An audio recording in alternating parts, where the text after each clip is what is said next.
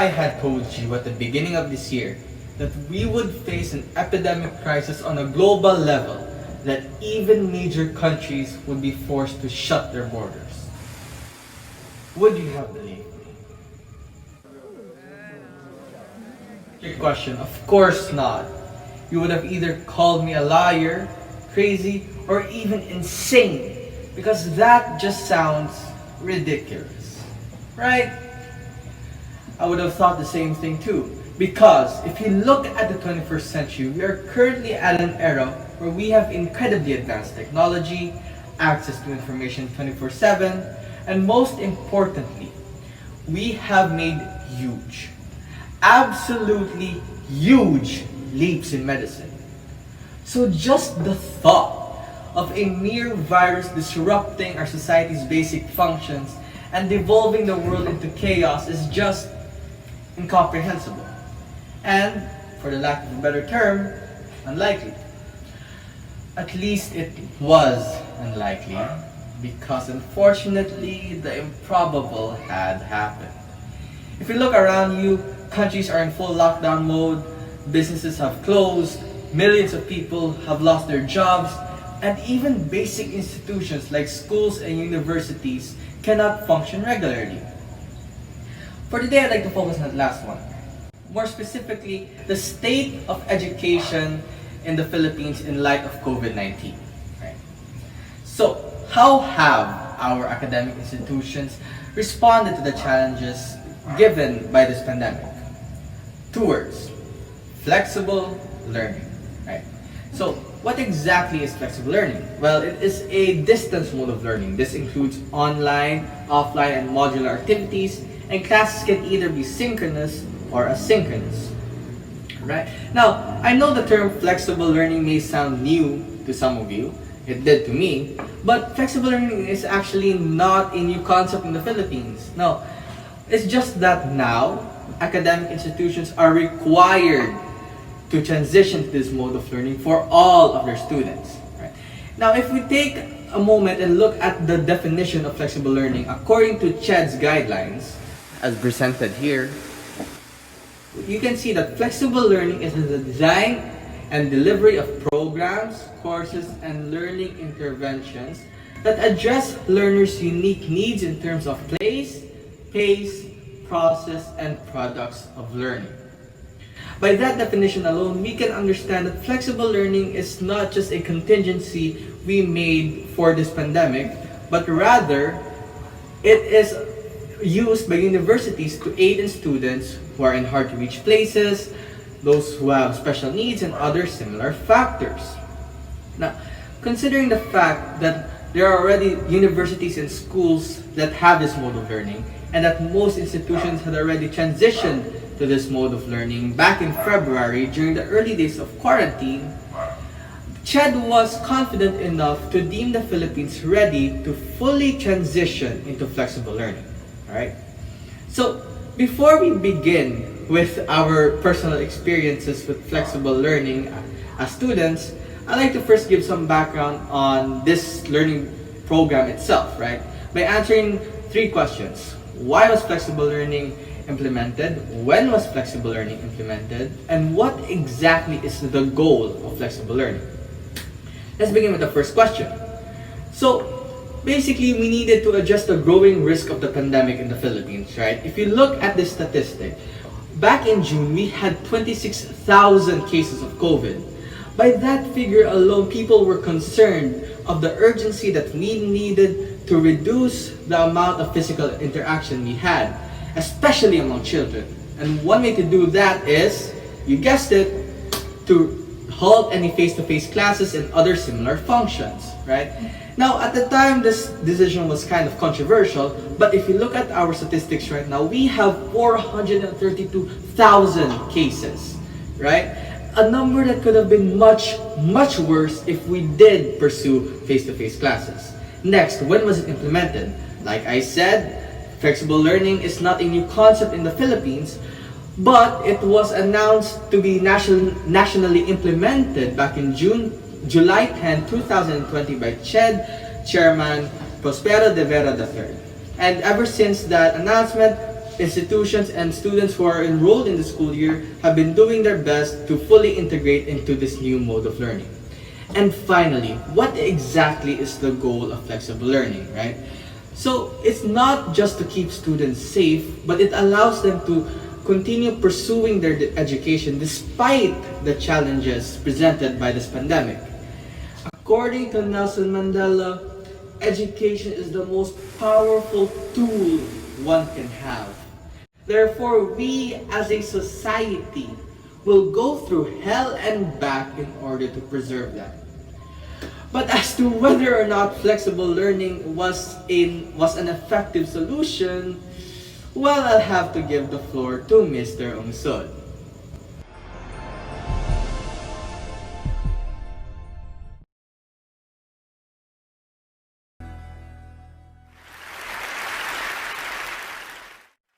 And just like any undertaking, we realize that this new mode of learning also has its own share of shortcomings.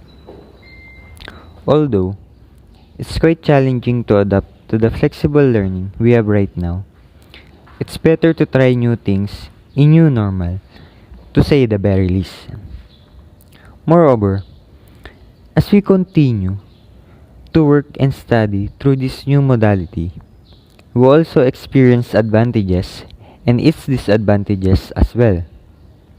Since flexible learning has been the trend now in education, one has to answer the question, what makes a successful online learner? Due to this COVID-19 pandemic, students and teachers were forced to continue classes under new modalities. Since its implementation, several unprecedented problems and hindrances pervaded our school system. But still, I think we can remain positive. Due to this virus, students experience education in the new normal and its concomitant challenges. Trying something new and challenging is exciting but also scary at the same time. In my own perspective, I think the new normal can be beneficial to students when it comes to flexibility of schedule. Students have more leeway in terms of time management. Apart from this, I haven't experienced being in an online type of schooling before.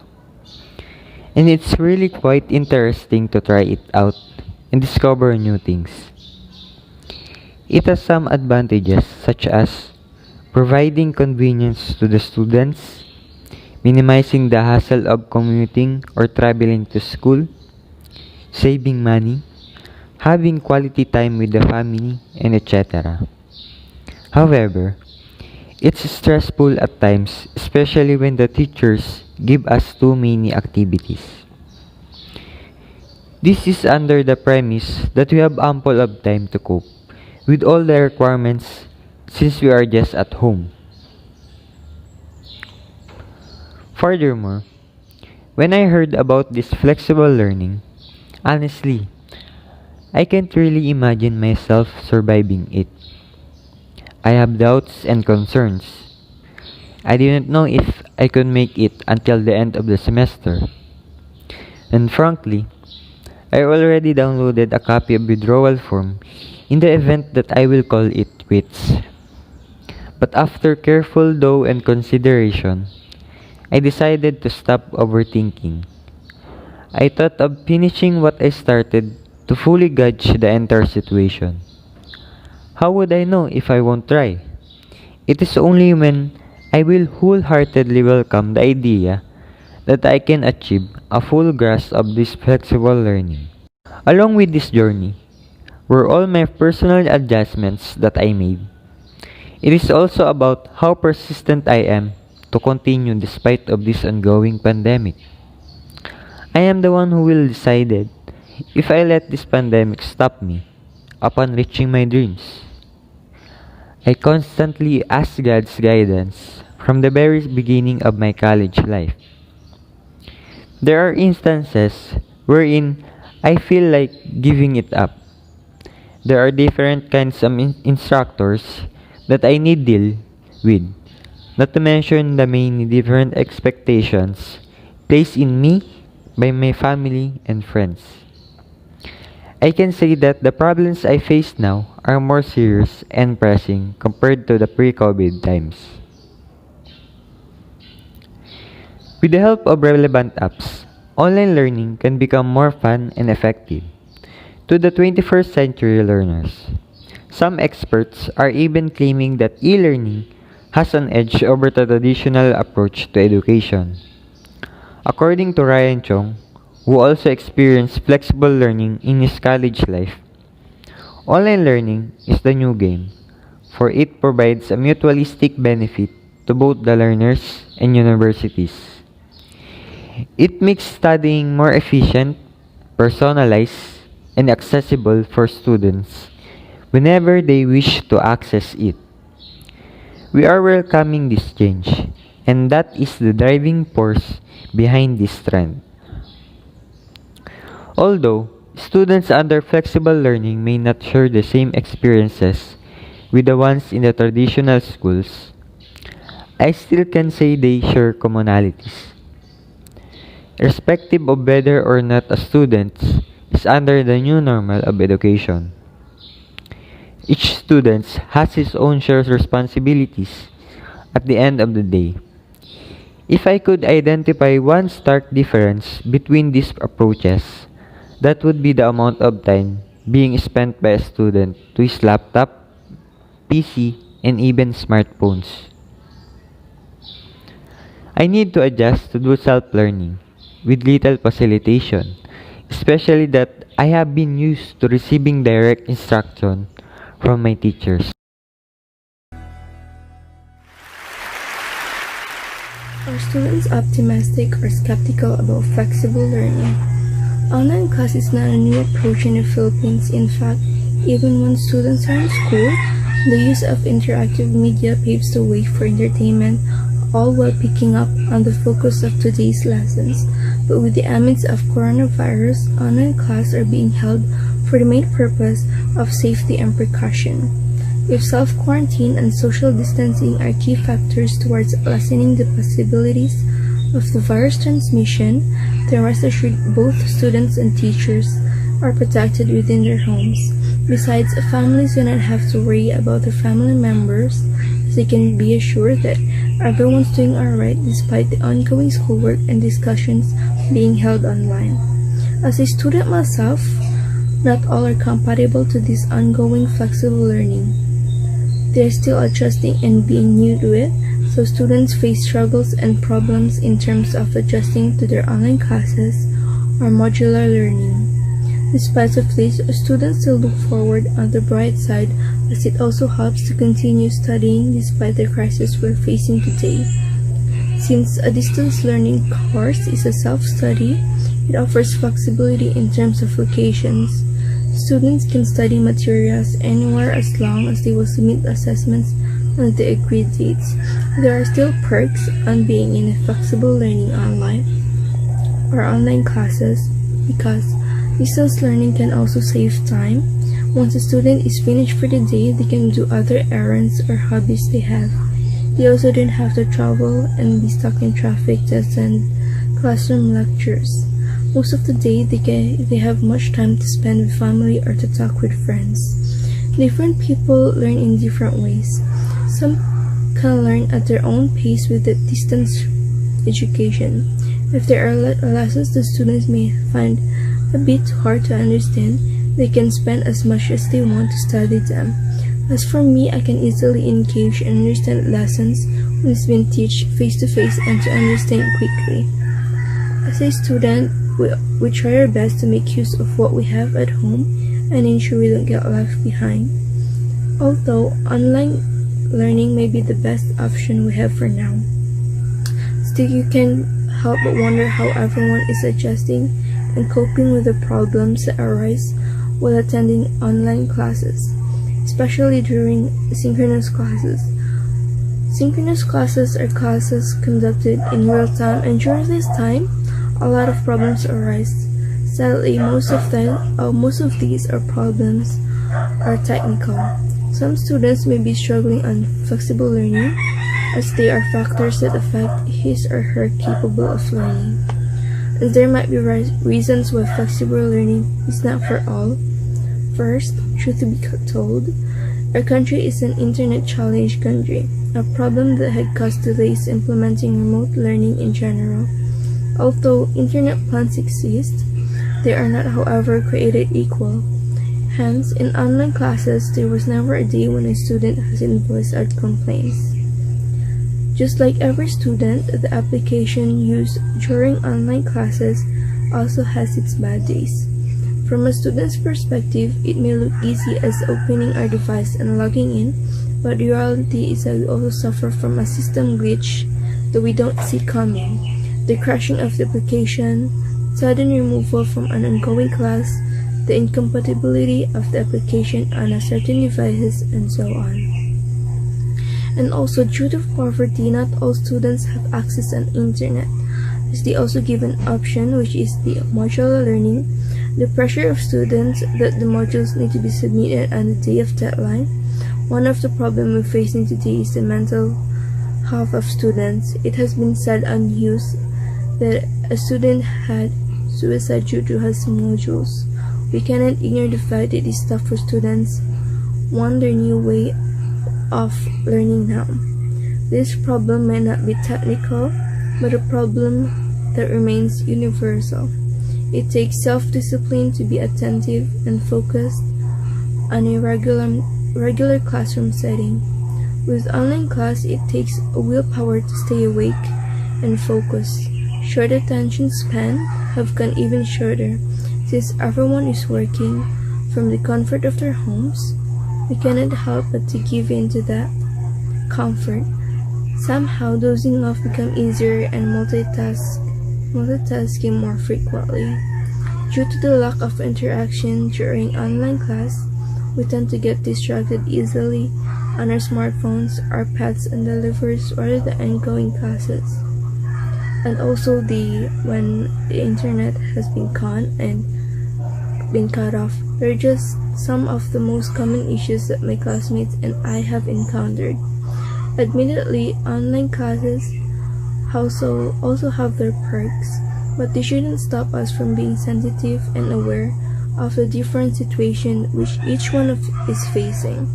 As the number of COVID cases in our country continues to rise, as students we must learn to be resilient and continue to be of help, and to remember no students left behind.